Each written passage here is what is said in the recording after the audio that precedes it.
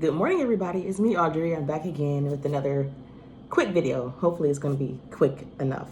But I just want to share just a few verses that I read as I was reading Exodus chapter 3,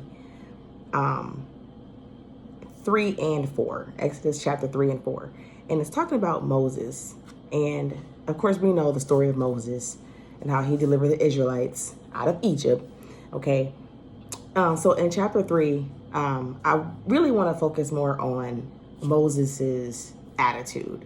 I want to focus on a fear that Moses had.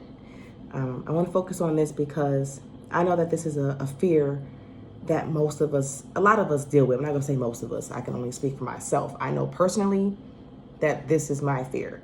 I know I've talked about in a few other videos the fear of what can happen, the fear of the future. And so the number one question that I would ask myself is like, what if, right? What if? And understanding that when I ask that question, what if, it's a sign that I'm not truly trusting God. I'm worrying about what could happen that hasn't even happened yet, but I'm worried about the possibility of it even happening. And so I'm very guilty of this, and I'm just asking God to help me. And so I just want to share this side of Moses, okay? Because we know what the great thing that he did, right? But Moses was still insecure, and he still kind of like didn't really trust God, and in a way. And I'm gonna bring this out in chapter 3. I'm gonna start at verse 11, okay?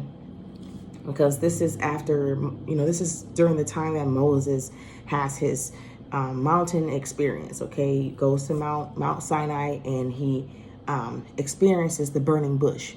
And God is speaking to him through this burning bush. And God is giving him the instructions on what he is called to do. He's basically showing Moses what he wants him to do when it comes to delivering the Israelites out of Egypt, okay? So this is Moses' call, basically. But how many of you know that just because God may call you doesn't mean you good about it, doesn't mean you so excited about it. God may call you to do something that you may not be so excited about. Why? Because you're afraid. You're afraid of that call. You're afraid of the what if. What if this doesn't work out? What if I'm not the right person for it? What if I don't have what it takes to fulfill this call? And so Moses is given this instruction. God's called him and given him these instructions on what to do. But Moses is insecure. Moses doesn't feel like he's the right person. Okay, and I'm going to prove it to you in the scriptures. At verse 11, it says after the Lord told him what he wanted him to do, it says, but Moses protested to God, who am I to appear before Pharaoh? Who am I to lead the people of Israel out of Egypt? So he doesn't think he's the right candidate. And then God responds in verse 12. God answered, I will be with you. And this is your sign that I am the one who has sent you. When you have brought the people out of Egypt, you will worship God at this very mountain. Okay, so the Lord is telling him that once this happens, this is how it's going to end. This is how you're going to know. Okay, and so God is telling him that he's with him. I got you, Moses. You're good. Don't worry about that. I got you. I'm going to show you. Okay, and then in verse 13, Moses comes back for a second time to protest. It says, but Moses protested.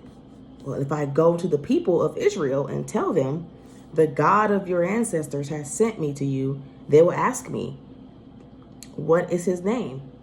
Then what should I tell them? In verse 14, God replies to Moses, I am who I am, or I am that I am. Say this to the people of Israel, I am has sent me to you.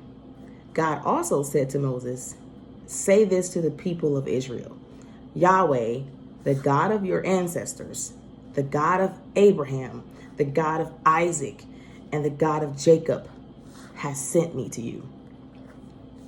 This is my eternal name, my name to remember for all generations. Okay. Yahweh, I am. I am. 16. Now go and call together all the elders of Israel. Tell them, Yahweh, the God of your ancestors, the God of Abraham, Isaac, and Jacob, has appeared to me. He told me, I have been watching closely, and I see how the Egyptians are treating you. I have promised to rescue you from your oppression in Egypt. I will lead you to a land flowing with milk and honey, the land where the Canaanites, Hittites, Amorites, Perizzites, Hivites, and Jebusites now live. The elders of Israel will accept your message. Then you and the elders must go to the king of Egypt and tell them, the Lord, the God of the Hebrews, has met with us. So please, let us take a 3-day journey into the wilderness to offer sacrifices to the Lord our God.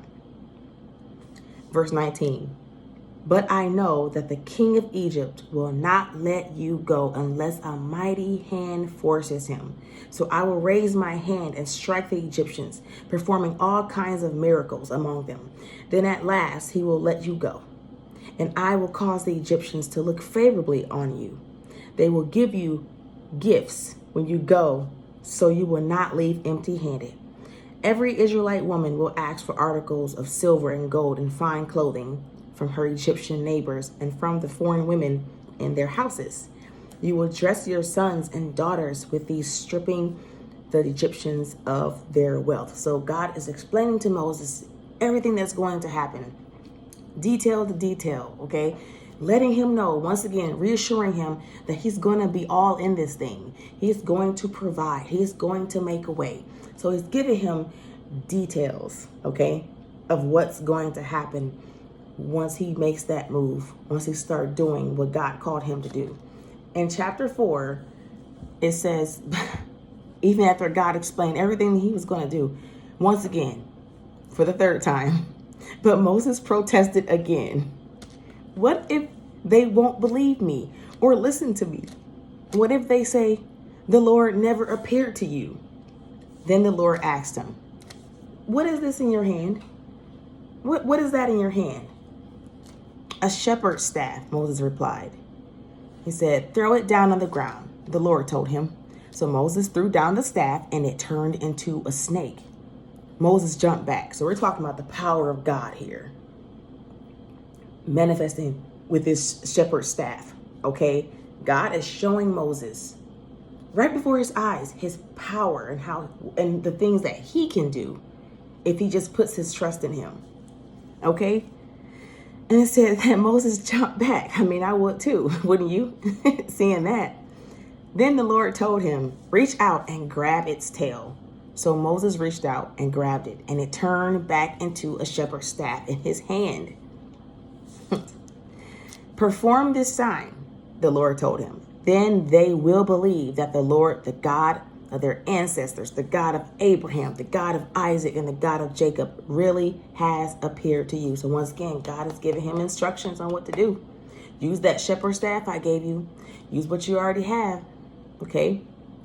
Use this as a sign, okay? I'm going to be with you. I'm going to show up. I'm going to show out, okay? You don't have to worry about it. Then the Lord said to Moses, now put your hand inside your cloak. So Moses put his hand inside his cloak, and when he took it out again, his hand was white as snow, with a severe skin disease.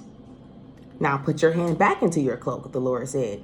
So Moses put his hand back in, and when he took it out again, it was as healthy as the rest of his body.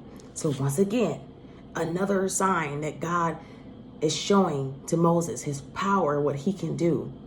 He puts his hand in his cloak, pulls it out, it's leprous, it's white as snow. Puts it back in, takes it back out, good as new, like nothing ever happened. Come on now. What more do you need? Okay? And then it says, verse 8 of chapter 4 of Exodus, the Lord said to Moses, if they do not believe you and are not convinced by the first miraculous sign, they will be convinced by the second sign. And if they don't believe you or listen to you, even after these two signs, then take some water from the river Nile or Nile River and pour it out on the dry ground. When you do, the water from the Nile will turn to blood on the ground. So this is a third sign here. Okay, a third sign. So we have the shepherd's staff turning into a snake. We have the hand that turns leprous. Once you put it inside the cloak and you pull it back out, it's back healthy again. And now we have water from the Nile River poured on dry ground that turns into blood. Okay, this is the third sign. Okay. And so, but once again, what's this? Protest number 4 now? It says in verse 10, but Moses pleaded with the Lord, "Oh Lord, I'm not very good with words. I never have been, and I'm not now. Even though you have spoken to me, I get tongue-tied, and my words get tangled.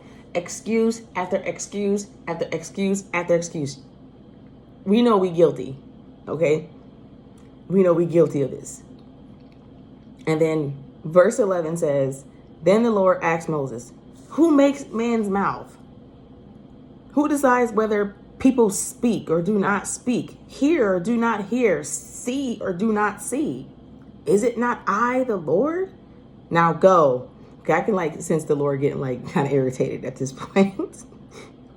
I will be with you as you speak, and I will instruct you in what to say. Once again, God is telling him, I'm going to give you the words. I'm going to tell you what to say. I'm going to tell you what to do because he's with you. He's inside of you. Okay? His spirit he's there. He's with him. All right? Moses is giving himself too much credit at this point. He's not even focusing on God. He's focusing on himself. He's focusing on his own abilities, and it's not about him. God is clearly trying to show him that it's about his power. I am's power, the great I am's power. Okay? It's not Moses' power. He's just the vessel being used. Okay? And it's the same with you. When God calling you to do something, don't worry about yourself. Focus on God. Focus on God's power. Okay? We are to not put any confidence in our flesh. Okay? We're not supposed to do that. All of our confidence must come from God. As some people would call it, Godfidence. Okay?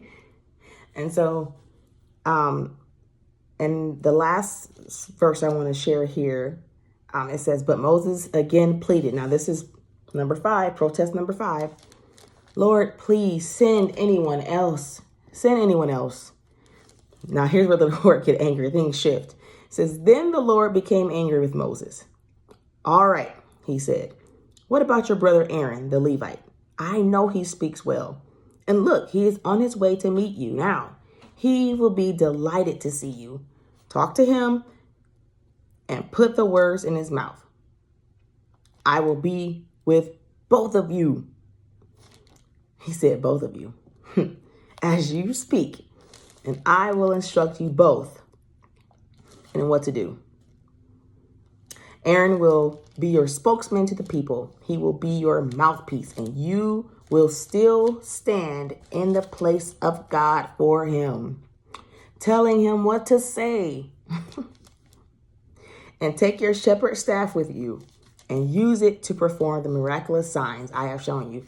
So Moses tried all he could to just completely get out of it.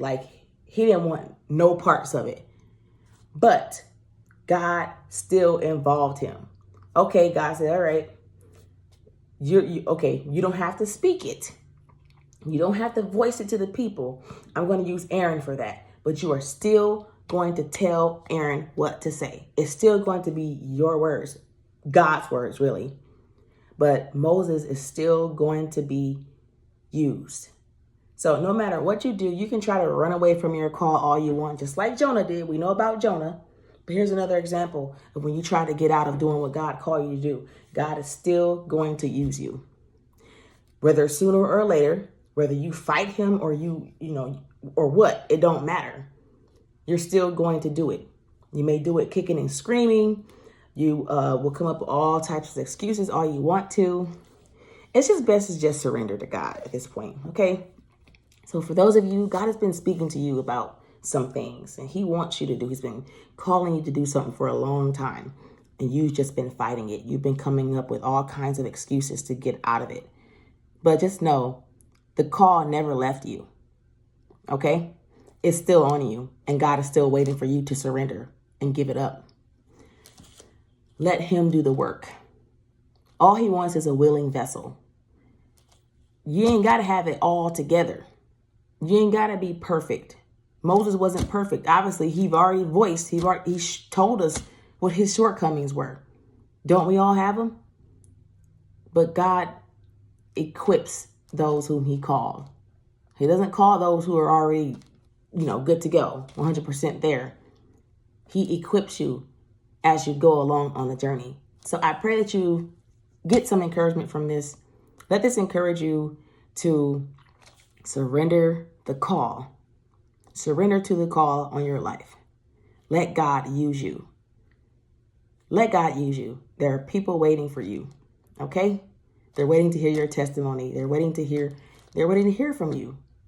Okay? So be encouraged. All right? Take care and have a wonderful day.